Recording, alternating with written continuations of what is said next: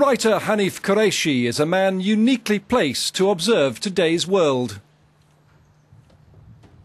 English-born with roots in what's now Pakistan, he's a man of many parts, a successful novelist, playwright and filmmaker.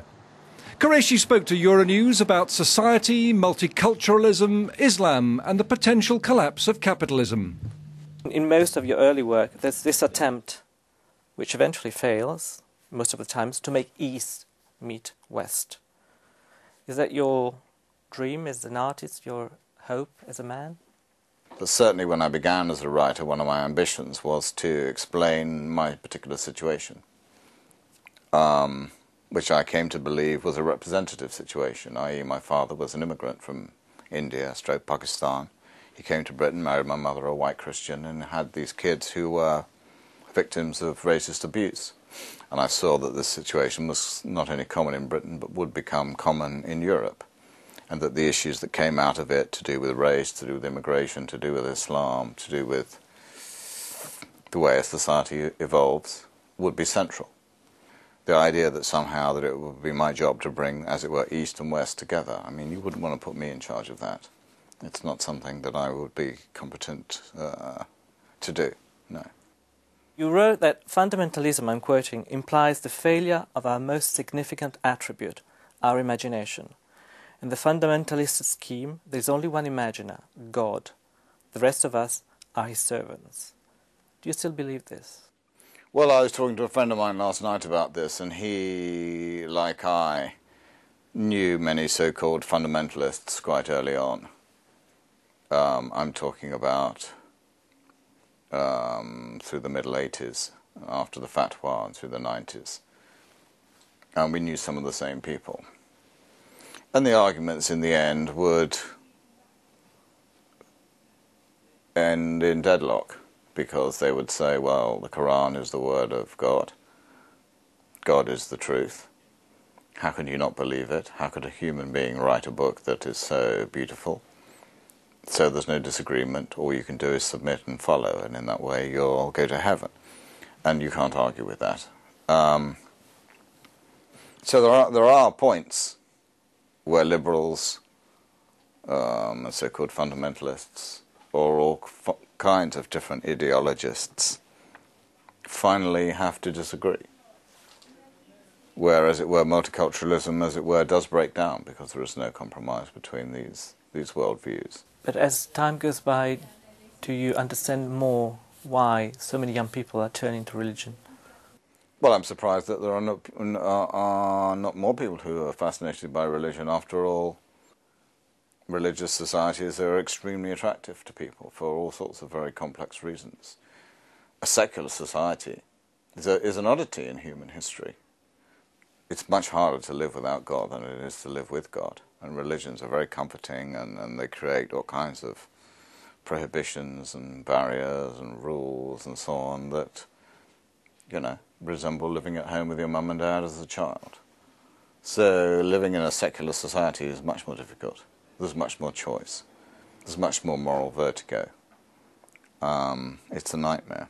But I am a secularist and an atheist. So what is your view on the present financial crisis? Do you think it's the umpteenth perverse effect of capitalism? Well, one of the things that's happened since Thatcherism is that everything became unregulated. And one of the things that Thatcher wanted was that certain men would become wealthy. And she liked wealth, and she particularly liked men, and she liked wealthy men.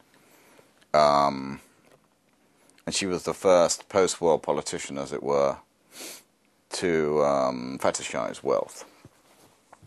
The Britain that I grew up in was quite an austere Britain, where most of the time you saved, you didn't have enough. Thatcher was like somebody who had won the lottery. She liked money, she liked the spending of money, and we've lived under the Thatcherite spell, as it were, of deregulation, and allowing certain people to become richer and richer, often at the expense of other people.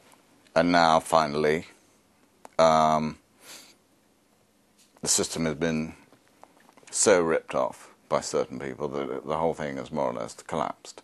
As Marx always said, that capitalism would rise and then collapse, and this would be a continual process.